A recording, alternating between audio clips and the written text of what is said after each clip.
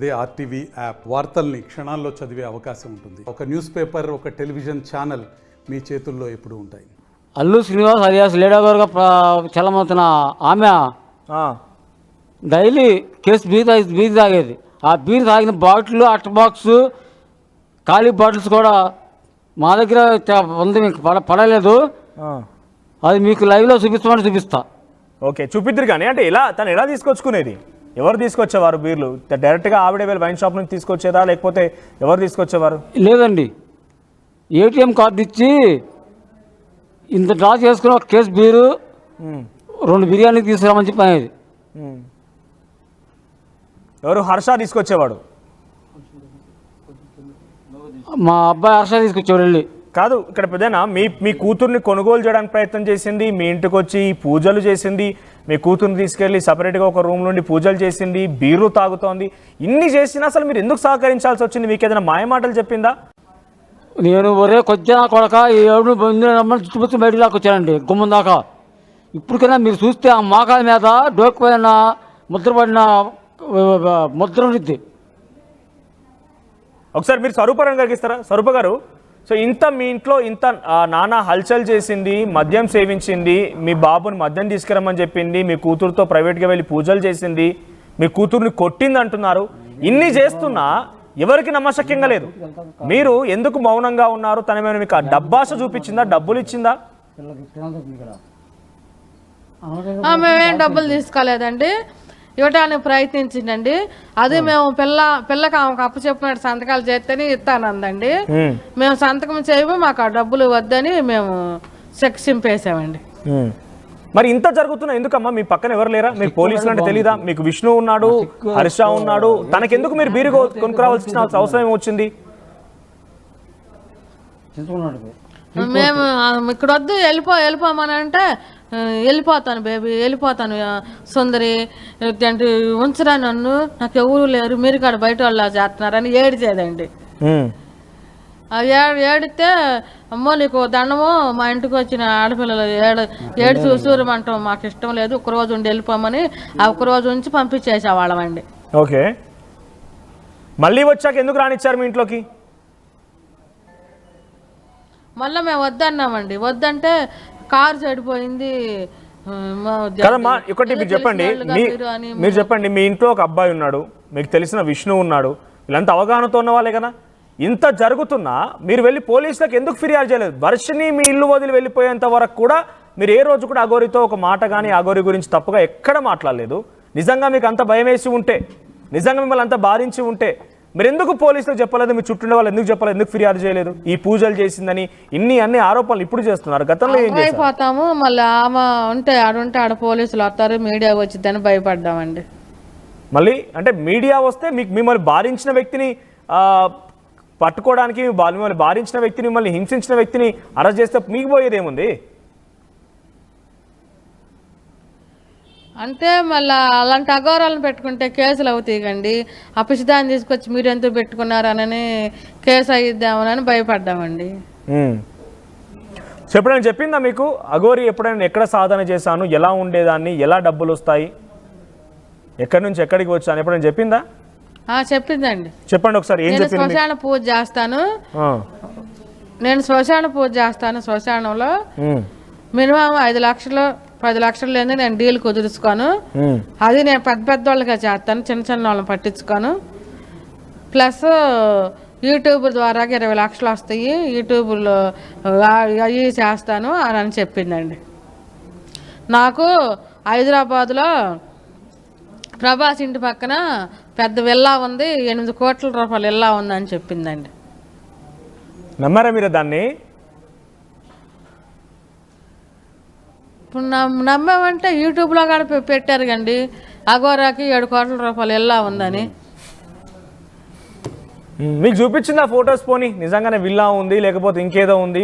తన ప్రవర్తన, తన వేషధారణ చూసి మీరు చెప్పిందండి, స్వయంగా ఆమె చెప్పిందండి మాకు.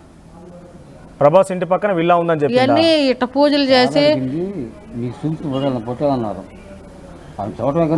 చవటమే కానీ ఫోటోలు అవి చూపించలేదండి. ఓకే, సో తను చేసే పూజలు ఎవరెవరికి చేసింది, ఎలా చేసేది అనేది ఫోటోలు చూపించిందా? ఇంత డబ్బు వచ్చింది కదా, మరి డబ్బంతా ఏం చేస్తున్నా అడగలేదా మీరు? అదే ఇట్లాగే వెళ్ళాలకొని ఆశ్రమం కొని ఆశ్రమం కట్టిస్తాను అని చెప్పిందండి. ఓకే. మాకు మళ్ళీ ఒక మాట చెప్పిందండి, మిమ్మల్ని ఆ విల్లాలో పెడతాను, హైదరాబాద్ తీసుకెళ్ళిపోతాను అందండి. అమ్మో మేము అసలు ఆ సిటీలో ఉండలేము, హైదరాబాద్లో మాకొద్దు, మా ఊరు వెళ్ళిపోతాం, నెగిటివ్ ప్లేస్ అన్నామండి. మిమ్మల్ని కూడా విల్లాలో తీసుకొస్తాను, ప్రభాస్ ఇంటి పక్కన విల్లాలో మీరు కూడా ఉండేవాళ్ళు అయితే అగోరి చెప్పిన ప్రకారం తీసుకొచ్చి పెడతాను అందండి. ఇంకా ఇంకా ఎటువంటి మాటలు చెప్పేది మిమ్మల్ని నమ్మించడానికి? ఇంక ఇటువంటి మాటలేనండి.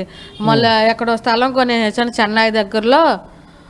ఇప్పుడు నాకు ₹1,00,00,000 ఉండి ₹1,00,00,000 పెట్టుకొని అతను ఆశ్రయం కడతాను, బెమ్మాకి చెక్ పవర్ ఇస్తాను, ఇంకా చాలా మంది పన్నోళ్ళు అవసరం అవుతారు నాకు అని చెప్పిందండి.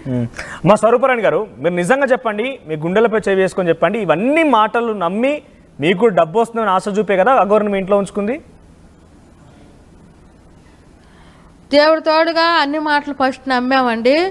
ఎప్పటికైతే నా పిల్లని అడిగిందో అప్పుడు నా గుండె జారిపోయిందండి. అప్పటి వరకు నమ్మారు, మీ వర్షిణిని నాకు ఇవ్వమని చెప్పి అడిగేంత వరకు తను చెప్పిన ప్రతి మాట మీరు నమ్మారు, అందుకే మీ ఇంట్లో ఉండడానికి చోటు కల్పించారు.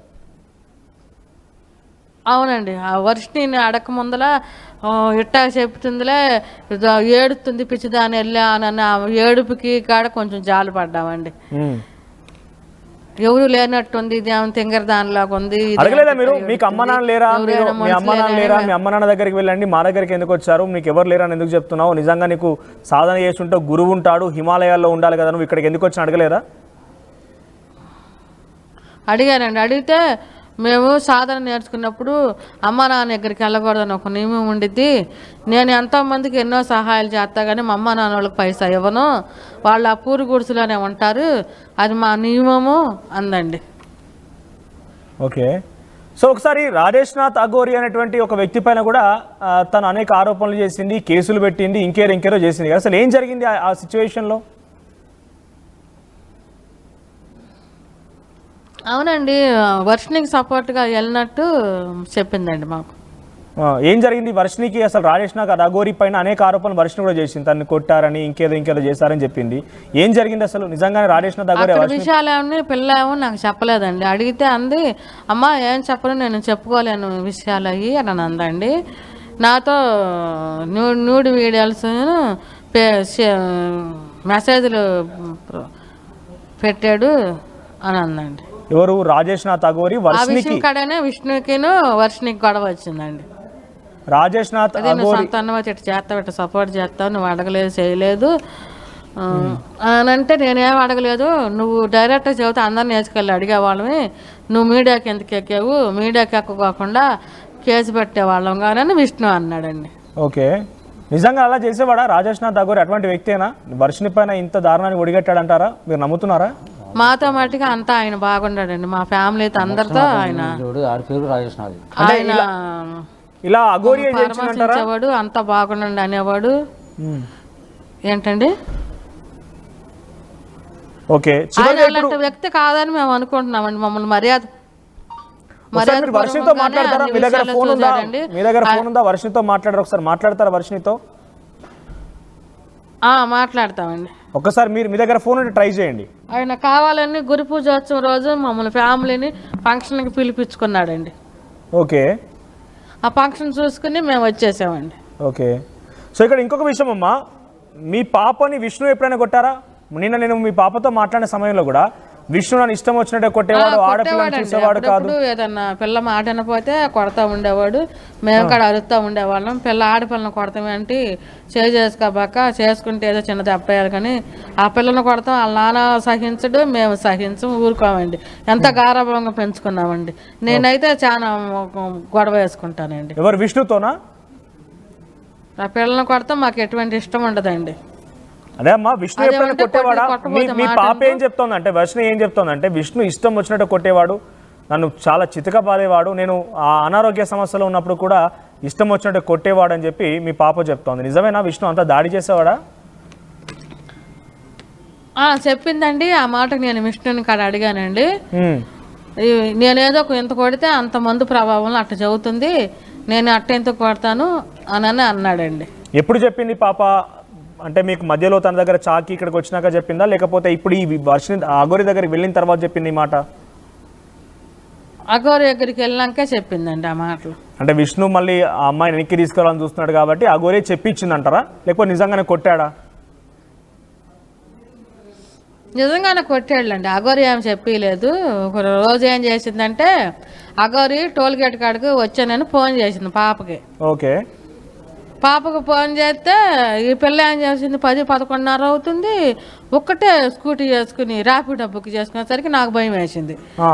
ఏంటి అసలు ఆడపిల్ల పరిస్థితులు ఎట్టా ఉంటున్నాయి, ఆ ర్యాపిడో కూడా ఏదైనా చెయ్యొచ్చు, బయట వాళ్ళే ఆడపిల్ల ఒక్కదాని మీద ఏదైనా లాగొచ్చు, భార్యాభర్తలు వెళ్తుంటేనే వాళ్ళిద్దరు లాగే ఎన్ని పరాబాలు జరుగుతున్నాయి. అమ్మాయి అసలు నువ్వు ఇట్ట ఎందుకు వెళ్తున్నావని నేను అరిచాను, విష్ణు కూడా ఆడికి వెళ్ళి కొట్టాడంటండి. ఓకే. సో మీ పైన కూడా దాడి చేశారా? లేకుండా నీకైనా ఏం బుద్ధి లేదని అగోరిని కూడా అరిచాడంటండి. మిమ్మల్ని ఎప్పుడైనా కొట్టాడా? నిన్న మీ పాప చెప్తోంది నన్ను కాదు మా అమ్మను కూడా కొట్టాడు, కానీ మా అమ్మ మొన్న మాకు ఈ పాప వెళ్ళిపోయినాక నువ్వే పంపించావని ఇద్దరికి బాగా గొడవ జరిగినప్పుడు నన్ను కూడా ఒక దెబ్బ వేసాడండి విష్ణు. ఓకే. సో మీరు ఒప్పుకోనే పంపించారు? అగోరాలు బగోరాలు మా తెలవదు, నీ వల్లే మీరు ఒప్పుకోనే పంపించారు. నువ్వు ఆల్రెడీ ఆ అఘోరితో వెళ్ళిపోయినాక కూడా, వర్షిని వెళ్ళిపోయినాక కూడా మీరు అఘోరికి ఫోన్ చేసి పర్వాలేదమ్మా నన్ను విష్ణు ఈ రకం కొట్టి మిమ్మల్ని తీసుకురమ్మని చెప్తున్నాడు, కానీ మా అమ్మాయి మీ దగ్గర ఉంచుకోండి అని మీరు అన్నారని చెప్పి అఘోరి నేను చెప్పింది మాకు. నేను చెప్పలేదండి, ఆ ప్రూఫ్స్ ఉంటే బయట పెట్టనండి. నా పిల్లని అఘోరి దగ్గర పంపిట గుండెల మీద చేయాల్సి చెబుతున్నా ఎటువంటి సముఖం నేను చూపించలేదండి. అసలు ఆ పాడిపోతుకు మాకెందుకండి, మాకుండా లేకపోతే మాకెంచి మేము చూసుకుని మా ఇంట్లో మేము ఉండి హ్యాపీగా బతికే రైతు కుటుంబం అండి. అసలు ఎంత చిన్న వయసు పాపని ఆ కారులు అమ్మటే ఆట అమ్మటే తిరగటం అసలు నాకు ఇష్టం అండి. అసలు నేను ఆ ఫోన్లో నుండి రికార్డులు బయట పెట్టమనండి. మీరు ఫోన్ చేశారా? నేను పరిస్థితుల్లో కూడా ఆమె దగ్గరికి చేసి పాలు పిల్లతో మాట్లాడేదాన్నండి. ఆమె కూడా అత్తమ్మ అనేదండి. అత్తమ్మ అనొద్దు నువ్వు ఆ మాటలో, నా పిల్లల్ని నాకు పంపించేసి అగోరి నన్ను అత్తమ్మ అనేది సుందరి అనేదండి. నువ్వు అసలు కలబ్బాక నా పిల్లలు నాకు పంపించి ఎప్పుడు అడిగేదాన్ని. మీ ఇంట్లో ఉన్నంత వరకు అమ్మ అని పిలిచి మిమ్మల్ని అన్నం పెట్టమ్మా లేకపోతే ఇంకేదో పిలిచి మీ కూతురు తీసుకెళ్ళగానే అత్తమ్మ అని మిమ్మల్ని పిలిచిందంటే ఏంటి అర్థం? దాని అర్థం ఏంటి? అదే అర్థమే అంటే నా కూతురుని చేసుకున్నట్టు నువ్వు భావిస్తున్నావని నేను అరిచానండి. మీ కూతురుని వివాహం చేసుకుందా? నిజమేనా? అసలు నాకు వాళ్ళ దగ్గర మేమెంత పంపిస్తామండి. మీ కూతురుని పెళ్లి చేసుకుంది, తాలిబొట్టు కూడా కట్టింది, ఇవన్నీ నిజమేనా? నిజమేనండి. మా దగ్గర కట్టపోతే మేము లాగేసి అరిచి దాన్ని కొట్టామండి. మీ ఇంటి దగ్గరే కట్టబోయిందా తాళి ఏకంగా? అవునండి. ఆమె బ్యాగ్లో 20 ఉండయండి పసుకొమ్మలు కట్టి తాళ్ళు. మా ముందర చూపితే ఏంటి తాళ్ళు ఏంటంటే ప్రేమికులు వస్తారు కట్టమని వాళ్ళని ఆశీర్వదించి నేను కడతాను అని అందండి. ఇప్పుడు మీ అమ్మాయికి మెళ్ళో పసుపు కొమ్మే కాకుండా తాలిబొట్టు కూడా ఉందా ఇంకా? అయ్యయ్యో కేరళ టైప్ 2 బిళ్ళలు తెచ్చిందండి బంగారు పొయ్యి. ఓకే. మాకు అవి అర్థమయ్యే ఆ చైన్ బోయిని పీకేసామండి. ఇప్పుడు మీ ఇంట్లోనే చేసామండి. పీకేసేస్తే మా దగ్గర లేవండి. చైన్ మట్టికి పిల్ల మళ్ళీ అతికేపిచ్చి చేపించుకొచ్చి పిల్ల మెళ్ళ వేసామండి. మరిన్ని వీడియోస్ కోసం ఛానల్ ని సబ్స్క్రైబ్ చేయండి, లేటెస్ట్ అప్డేట్స్ కోసం వాట్సాప్ ఛానల్ ని ఫాలో చేయండి అండ్ లింక్ డిస్క్రిప్షన్ లో ఉంది.